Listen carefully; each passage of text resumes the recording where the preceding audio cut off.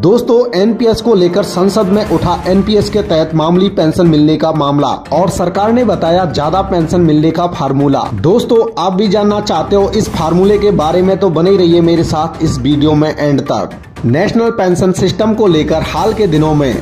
कई ऐसी शिकायतें आई हैं कि एनपीएस के तहत रिटायर होने वाले राज्य सरकार के कर्मचारियों को बेहद मामूली पेंशन मिल रहा है,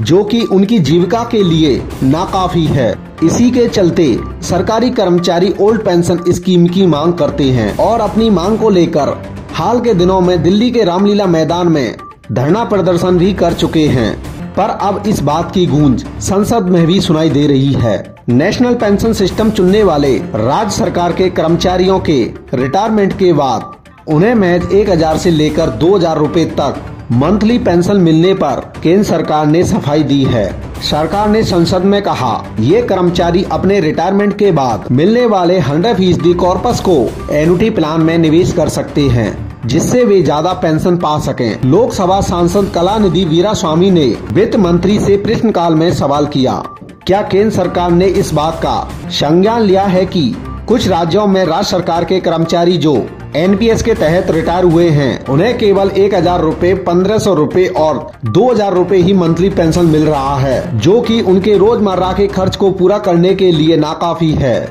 इस सवाल का लिखित में जवाब देते हुए वित्त राज्य मंत्री भागवत कराड़ ने कहा, पेंशन फंड पीएफआरडीए के एक्ट 2013 के तहत एनपीएस में योगदान पर मिलने वाला रिटर्न बाजार पर आधारित है। एनपीएस के तहत योगदान करने वाले सब्सक्राइबर्स के हितों को ध्यान में रखते हुए पेंशन फंड मैनेजर्स बेहतरीन सावधानी के तहत पेंशन के लिए योगदान किए गए पैसे को निवेश करते हैं, जिसे पीएफआरडीए रेगुलेट करता है। उन्होंने बताया कि पीएफआरडीए के इन्वेस्टमेंट गाइडलाइन के मुताबिक कुल एनपीएस में योगदान से बना कॉर्पस चक्रवृद्धि प्रभाव के साथ आगे बढ़ता है। वित्त राज्य मंत्री ने कहा, कर्मचारियों के रिटायरमेंट के बाद एनपीएस से बाहर निकलने के बाद अर्जित किया गया कुल रकम टैक्स फ्री होता है। पेंशन फंड के तौर पर कुल जमा किए गए रकम में से 60% रकम कर्मचारी को एक मुश्त दे दी जाती है और बचे 40% पेंशन रकम को एन्युटी प्लान में निवेश कर दिया जाता है, जिस पर मिलने वाला रकम हर महीने पेंशन के तौर पर रिटायरमेंट के बाद कर्मचारी को मिलता रहता है। उन्होंने कहा कि अगर कर्मचारी ज्यादा पेंशन चाहता है, रिटायरमेंट के बाद मिलने वाले 100% कॉर्पस को एन्युटी प्लान में खरीदने पर निवेश कर सकता है। भागवत कराड़ ने कहा, जिस कॉर्पस से सब्सक्राइबर्स एन्युटी खरीदता है, जिस पर एक अवधि के लिए पेंशन तय होती है, ये कई बातों पर निर्भर करता है, जिसमें नौकरी के दौरान